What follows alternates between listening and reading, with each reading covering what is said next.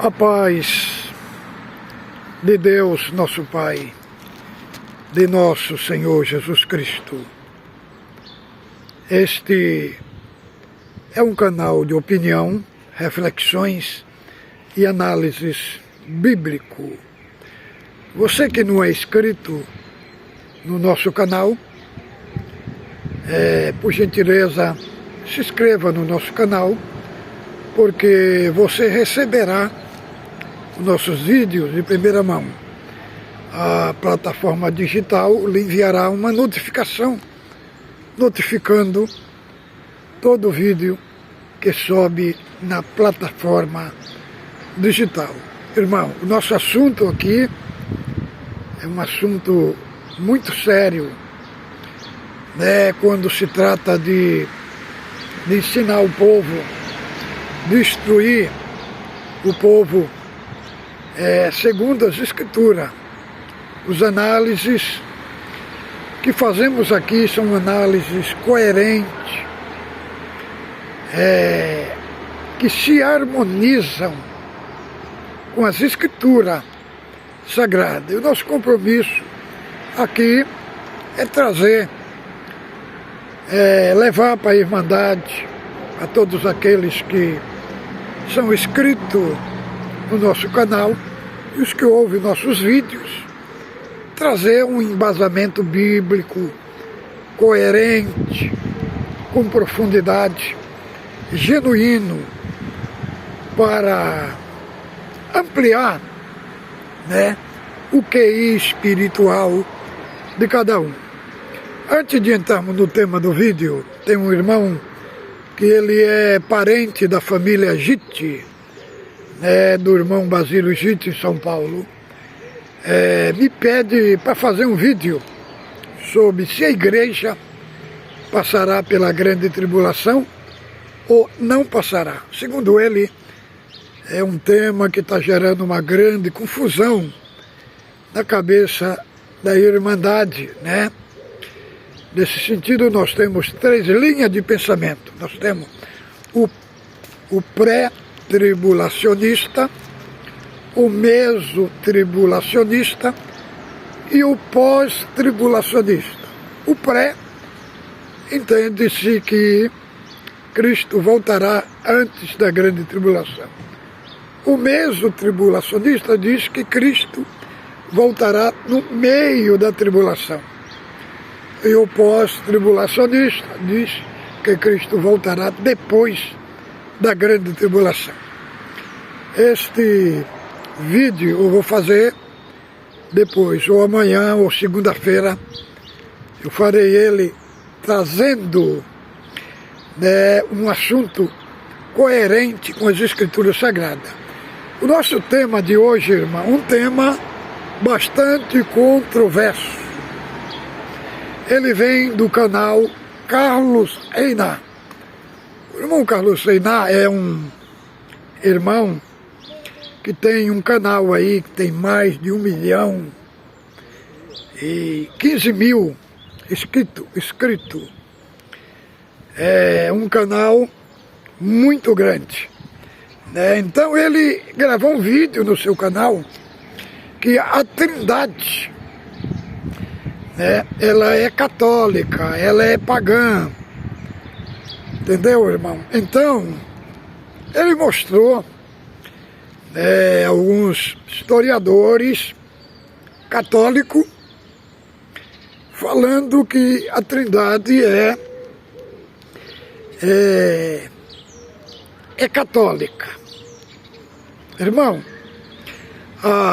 o período da patrística vai do século I até o século V, só para os irmãos entenderem. A patrística ali era chamado dos pais da igreja, aqueles que estavam mais próximos dos apóstolos. Entendeu? Foi no período da patrística que foi construído as doutrinas cristãs. Inclusive dogmatizado a Trindade. Aí ele cita no seu canal que a Trindade foi construída nos concílios. né? É como o Concílio de Nicéia, 325, o de Constantinopla, 381, o de Éfeso, 431, e o de Calcedônia, 451.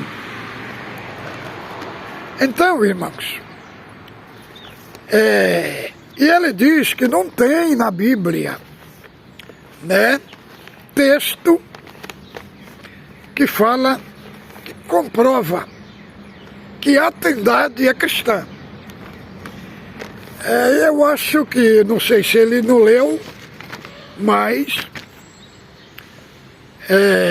um dos apóstolos que defendeu a Trindade foi o apóstolo João.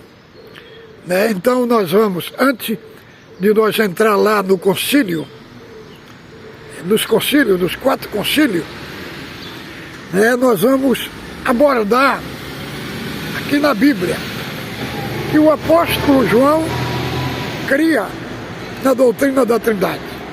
Abra sua Bíblia, Epístola Universal do apóstolo João, capítulo 5, do verso 6, 7 e 8.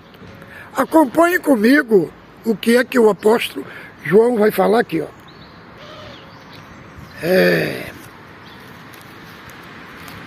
Capítulo 5,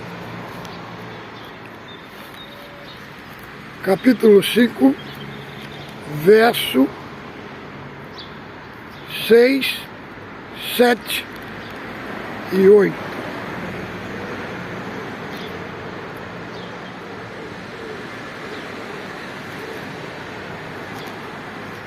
Nós vamos ver aqui o que o apóstolo vai defender.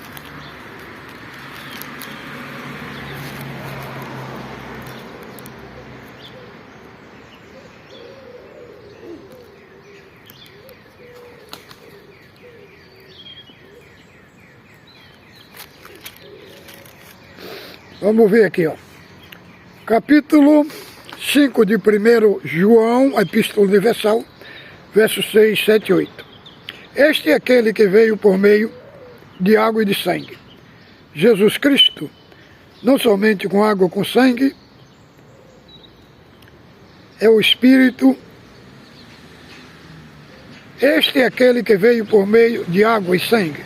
Jesus Cristo, não somente com água, mas também com água e com sangue.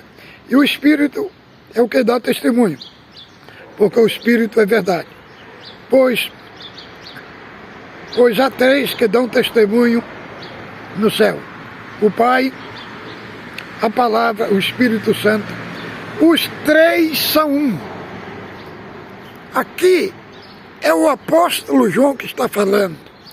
Ele está falando que Pai, Filho e Espírito Santo emana de uma única essência. Agora, este texto é um texto que é muito criticado pelos críticos da crítica textual, dizendo que esses textos não estão no Código Sinaítico, Alexandrino e Vaticano, que são os manuscritos.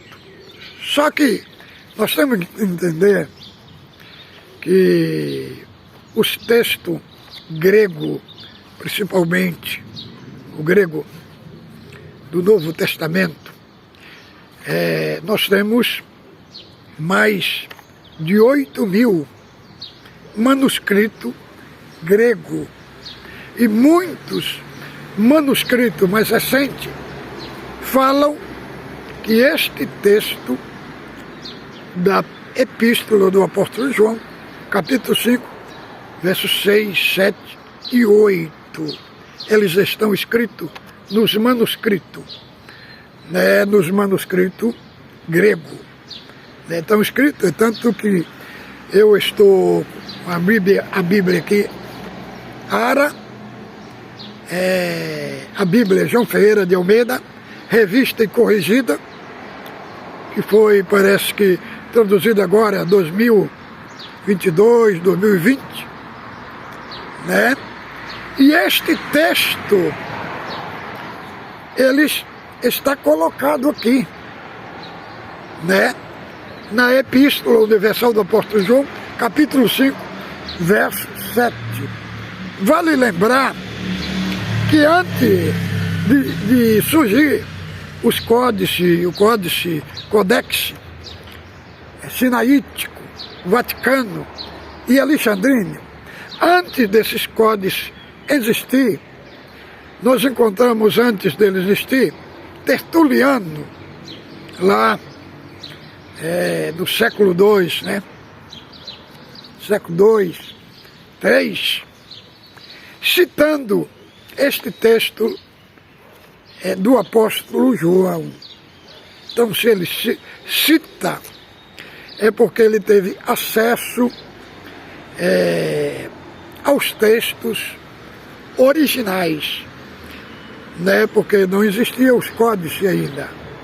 Códice não existia nem o Código Sinaítico, nem o Vaticano, nem o Alexandrino. Esses códices veio depois de Tertuliano. E Tertuliano cita o texto de 1 João, capítulo 5, do verso 6, 7 e 8, citando, né, que está agora, nós temos aqui na Escritura Sagrada. Então, irmão, é uma falácia os críticos falar que esse texto não estava nos originais. É tanto que os eruditos que fizeram a tradução de João Ferreira de Almeida, da revista atualizada, eles colocaram esse texto aqui, traduziram, fizeram a tradução dele e colocaram aqui na Bíblia, revista atualizada, João Ferreira de Almeida. Então, o primeiro que defende a Trindade é o apóstolo João. Ele fala: 3 são que testificam do céu: o Pai, a Palavra e o Espírito Santo. Os 3 são um. Em quê? São um em essência. E Mateus também, ele aqui no Evangelho, Mateus, capítulo 28, 19 e 20, aqui também é apresentado a Trindade. Vamos ver como é que diz aqui o que está escrito em Mateus, né? Irmão, esse vídeo vai ficar um pouco longo, mas vai ser por causa da explicação que eu vou dar aqui. Nós fazemos uma análise, entendeu? Então os irmãos ouvem o vídeo com paciência, né? Para nós entendermos aqui este assunto.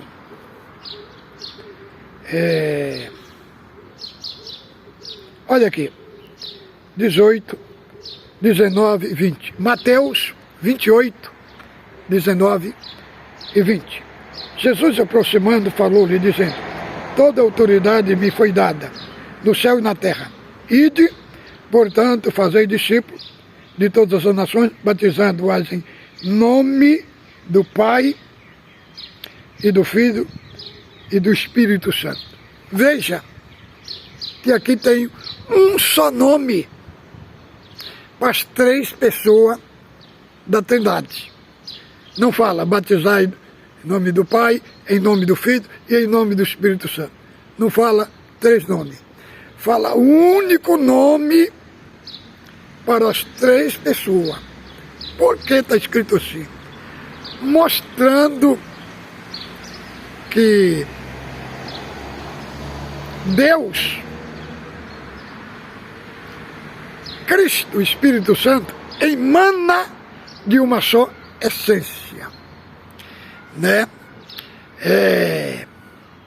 É um só Deus, mas com três pessoas distintas. Cristo não é o Pai não é o Pai não é Cristo, o Espírito Santo não é Cristo e o Espírito Santo não é o Pai. São três pessoas distintas que emana de uma única divindade. Entendeu? É por isso que lá em Deuteronômio, capítulo 6, verso 4, fala: ouve Israel, o Senhor nosso Deus é o único Senhor. Os judeus, ele crê que em Deus há uma única pessoa. Só que os judeus, eles não, que defendem isso, eles não são cristãos. Entendeu, irmão? Eles não são cristãos. Então, nós que somos cristãos, nós cremos na Trindade, porque eu não creio que uma pessoa que não crê na Trindade é uma pessoa salva. Por quê, irmão? Porque é possível só existir a salvação por causa da Trindade. Porque a Bíblia apresenta, João capítulo 1, Cristo como Deus. O Verbo estava com Deus e o Verbo era Deus. Atos 5, 3 e 4 fala ali do episódio de Safira e Ananias, que esconderam uma parte da oferta e mentiram para o Espírito Santo. Quando eles caíram mortos, antes de morrer, Pedro falou: vocês não estão mentindo para mim, vocês estão mentindo para Deus. Então ali é apresentado em Atos capítulo 5, verso 3 e 4, o Espírito Santo como Deus. Então Deus é Deus, Cristo é Deus e o Espírito Santo é Deus. Será que é Deus? É um triteísmo? Não, irmão.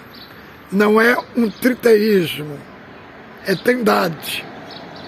Então, a trindade, nós vemos ela em toda a Bíblia, e principalmente no Novo Testamento. Nós vemos Cristo tendo os atributos, os mesmos atributos que Deus tem. Nós vemos Cristo tendo o atributo de onipotente, de onisciente e de onipresença. E o Espírito Santo também, sendo onipotente, onisciente e onipresente. Vemos na Bíblia Deus sendo Criador. Vemos na Bíblia Cristo sendo Criador. E vemos na Bíblia o Espírito Santo sendo Criador. Então, irmão, textos muito gigantescos que fala da Trindade. Agora vamos. Concílio de Nicéia, ele foi um concílio, ele não foi um concílio para tratar da Trindade. Trindade não nasceu com Flávio Constantino. Não, irmão. Ali foi um assunto, primeiramente, que aconteceu no ano 318, foi que começou o debate ali em Alexandria, entre o bispo Alexandre e o presbítero Ário de Alexandria. Ário dizia que Cristo era uma criatura, que Cristo não emanava da mesma essência de Deus. Então esse foi o pano de fundo que foi abordado do concílio de Nicéia. Os 4 concílios, o que ele estava abordando? Eles abordavam do aspecto da Trindade, qual era a doutrina que eles iam implantar na igreja. Tinha lá também o modalismo, que defendia três modos de Deus. Uma vez o Pai era o Pai, outra vez o Pai era Cristo, e outra vez o Pai era o Espírito Santo, né? E também a doutrina do subordinacionalismo, ali que dizia que Cristo era menor do que o Pai, que Cristo era subordinado ao Pai e o Espírito Santo subordinado ao Filho. Mas o assunto foi levado para Constantino. Por quê? Porque Constantino, quando pegou o reinado de Roma, da mão de Diocleciano, que foi o imperador de Roma, que veio antes de Constantino, ele deixou Roma dividido em 4 partes. Então, Constantino queria unir os romanos e queria unir também no sentido religioso. Então, fundo de pano ali tinha o interesse político de Constantino. Então, lá em 310, começou lá o debate em Alexandria, entre o bispo Alexandre e Ário. Vale lembrar, irmão, que o professor de Ários, ele era gnosticista.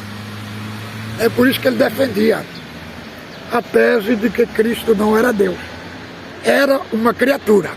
Isso ele defendia porque ele aprendeu na escola gnóstica. Então, esse tema foi levado. Constantino criou esse primeiro concílio de Nicéia aí. E o que Constantino fez? Constantino mandou cavalos para trazer os bispos, né? Foi em torno de 250, 280 bispos, né? Alguns pais da igreja. Cita que tinha uns 300 e poucos bispos ali. Irmão, e Constantino não presidiu o concílio de Nicéia, conforme fala o historiador Eusébio de Cesareia. Eusébio de Cesareia foi historiador também, escreveu sobre todo o que aconteceu em Nicéia. E ele próprio diz que Constantino não presidiu o concílio. Por quê? Porque aquele assunto é um assunto cristológico, irmão. Cristológico. Como é que um Constantino vai presidir um concílio se ele não entende da cristologia cristã, do que estava acontecendo lá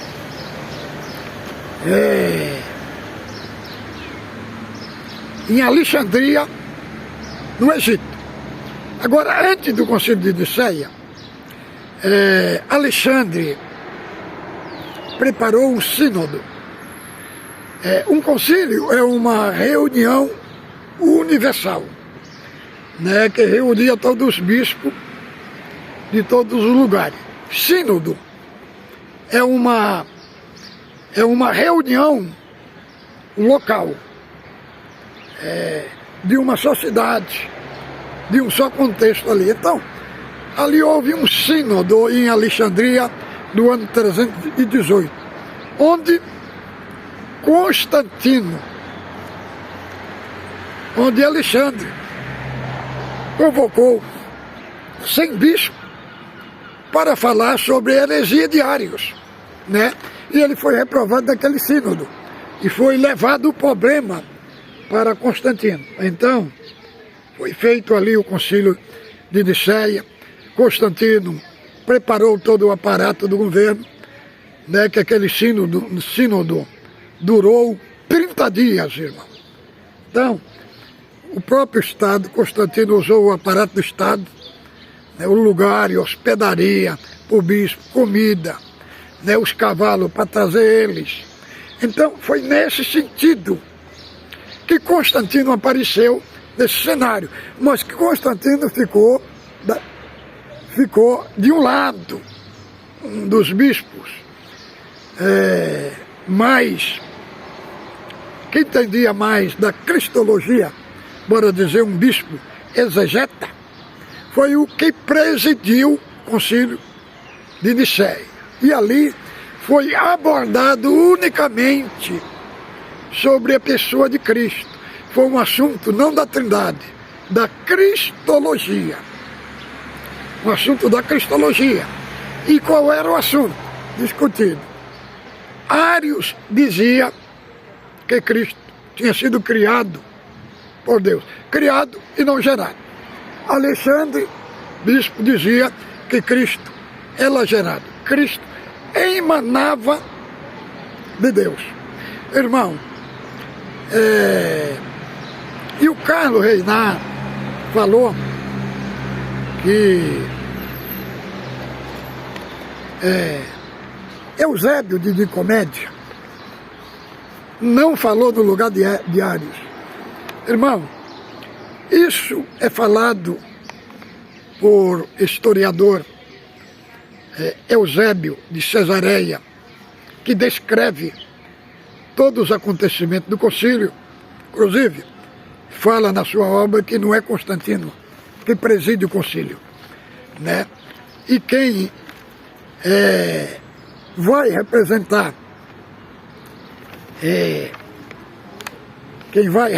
Ário é Eusébio de Nicomédia, porque aquele concílio era um concílio de bispo. E Ário não era bispo naquela época. Ário era presbítero. Então era um assunto só para bispo. E Eusébio de Nicomédia, que era amigo de Ário, foi ele que foi representar Ário no concílio, né? Então, irmão, ele fala que a Trindade é católica. Nós devemos entender os dois termos católico. Que é igreja católica, igreja apostólica, católica, cristã. E a igreja católica, apostólica, romana. Nós temos que saber diferenciar. Estes bispos que vieram era da igreja católica apostólica. Uns vieram sem olhos, perderam o olho, com marcas no seu corpo de atrocidade que sofreram na perseguição do imperador que veio antes de Constantino, que perseguiu furiosamente a igreja. Então, ali na patrística é onde nós encontramos uma doutrina genuína. Não é dizer que os pais da igreja não erraram. Muitas expressões encontramos erro deles, né? Mas ali ainda existia uma doutrina genuína. Ali nós encontramos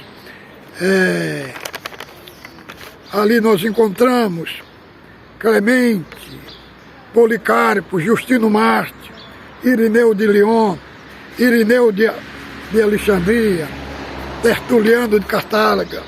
Todos esses homens, irmãos, tiveram seu erro, mas foram homens de Deus, que defenderam a ortodoxia cristã ali na patrística.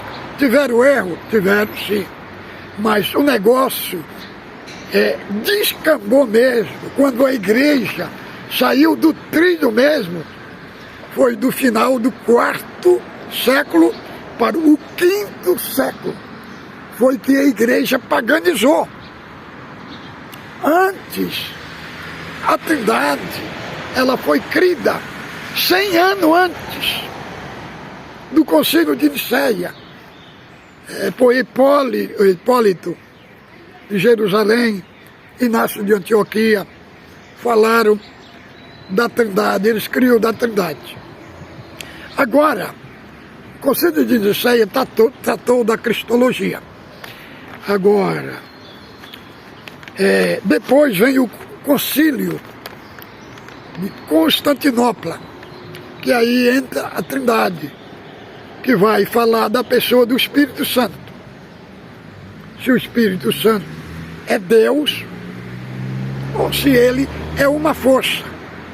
E aí foi definido em Constantinopla que o Espírito Santo é Deus. Irmão, esses 4 concílios, os análises que eles fizeram, não foi uma análise paganizada. Esses análises foi feito dentro das Escrituras, dentro das Escrituras Sagradas. Então, Constantinopla tratou da pessoa do Espírito Santo. Aí vem o Concílio de Éfeso, que é 431, que vai tratar de Maria, se Maria era mãe de Deus, ou se Maria era mãe só do Cristo homem, né? Isso foi uma heresia. Teve uma heresia que foi publicada por Nestório, que era bispo de Constantinopla, dizendo que Cristo tinha 2 pessoas. Tinha 2 pessoas, né?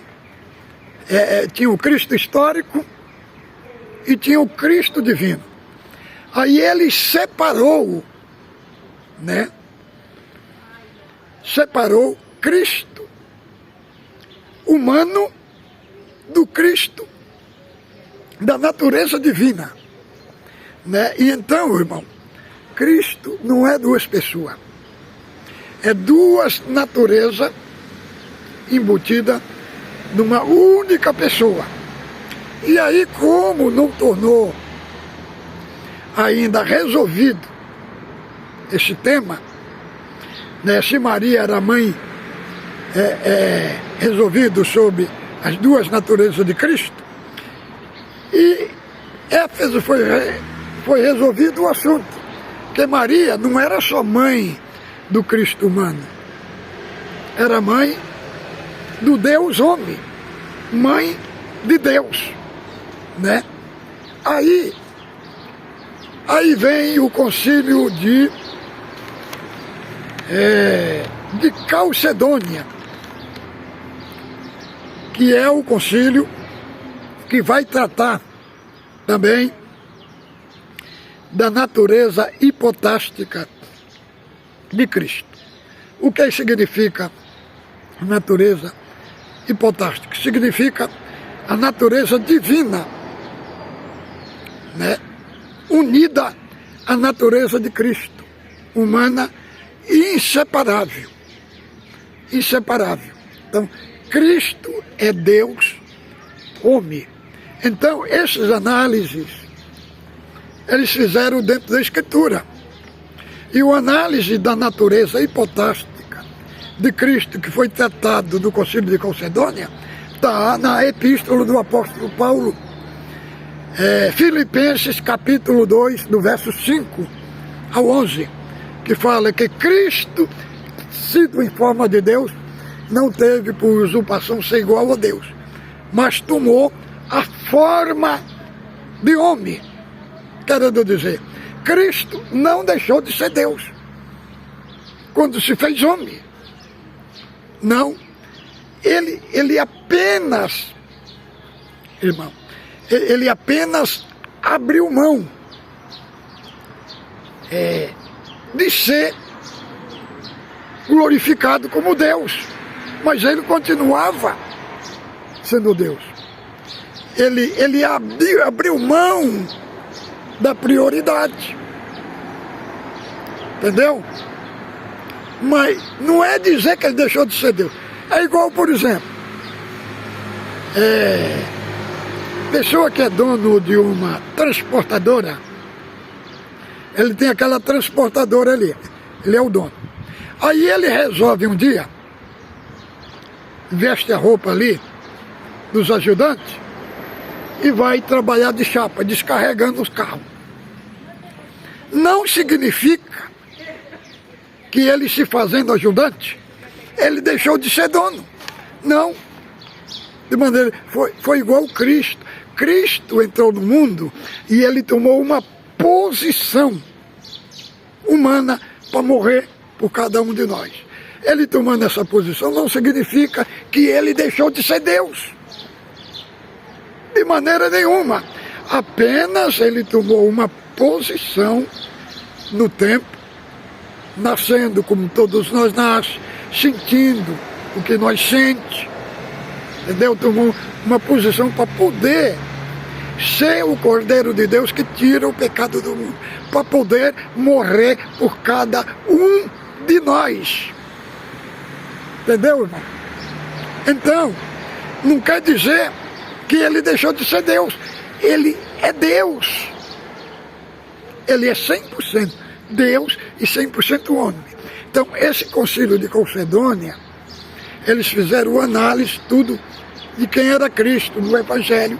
E nessa epístola do apóstolo Paulo, em Filipenses capítulo 2, do verso 5 ao 11. Então, é nestes concílios. Então, irmão, a doutrina, a Trindade não é uma doutrina pagã, é uma doutrina cristológica, cristã. O nome Trindade está escrito na Bíblia? Não está escrito na Bíblia. Mas o conceito nós achamos, tanto nos evangelhos e nas cartas. Nós achamos os três. Deus é Deus, Cristo é Deus e o Espírito Santo é Deus. Que significa três Deus? Não, um só Deus. Os três emanam de uma só divindade. É um só Deus em três pessoas distintas. Né? Cristo não é o Pai não é Cristo. O Espírito Santo não é Cristo e nem o Espírito Santo é o Pai. São três pessoas unidas numa só essência. Entendeu? Cristo é 100% Deus, o Pai é 100% Deus e o Espírito Santo é 100% Deus. Então, para desconstruir esta falácia do irmão Carlos Reinaldo. Depois, irmão, eu vou fazer uma série de vídeos abordando sobre a Trindade, para tirar esta confusão da cabeça da Irmandade. Então, a Trindade é bíblica, é bíblica. Primeiro que creu na Trindade foi o apóstolo João. Paulo também defende Deus como Deus, Cristo como Deus e o Espírito Santo como Deus. Então, a Trindade é a doutrina cristã. É um dos pilares centrais da salvação. Quem não crê na Trindade, irmão, não tem a salvação. É esta a minha abordagem. Fique com Deus, ósculo santo no vosso coração.